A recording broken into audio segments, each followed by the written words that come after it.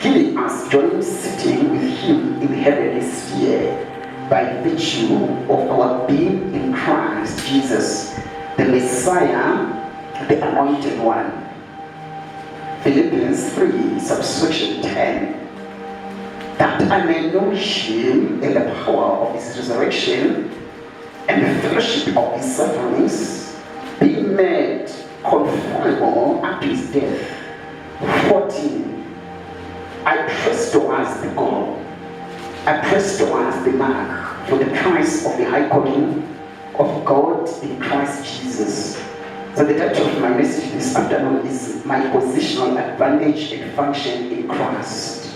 I once tackled this title, but in a nutshell, when I was giving you about 4 or 5 elements that can make you to be excellent before God. So today I'm going to detail my synopsis as I try to bring and conscientize you back to the kingdom that you belong to. I always tell you that in this kingdom, the dominion that we have, it's not any parted dominion, but it's a shared dominion. There is no way biblically where you can find that God imparted, or a man of God imparted dominion on a believer. But dominion is shared, so our dominion is in Christ.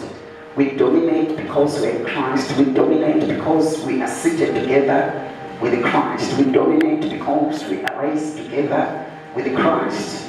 We dominate because we are in the heavenly spheres by virtue of being in Christ. We dominate because we have the Messiah.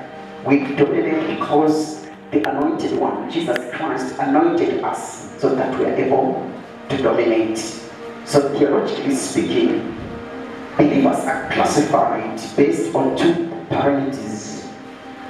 Number 1, their identity in Christ. Number 2, their function in Christ. So if you want to classify a believer, there are 2 parameters among the many other parameters that we can use, but these ones are the most pronounced and profound parameters that we can use to classify a believer.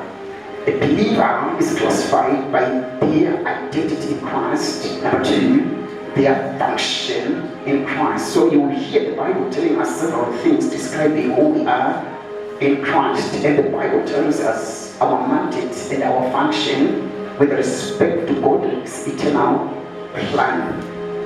The Bible uses certain terminology like we are one with Christ when they want to classify our position and our identity in Christ. And the Bible again says that I am the vine and Jesus Christ is the branch. So we are all the branches we are the vines of the branches that is called Jesus Christ. So that's your identity in Christ. You may be born where you were born under the nativity of the Songas, the Delis, the Shonas, but your identity is in Christ. The identity card that I carry every day is for the cosmos where I am. It gives me parameters within my movements. When I'm in South Africa and I'm carrying an ID of South Africa, it is the one that is indicative to my citizenry in South Africa. But above the identity that you have in your pocket, our identity is not with Christ, but it's in Christ.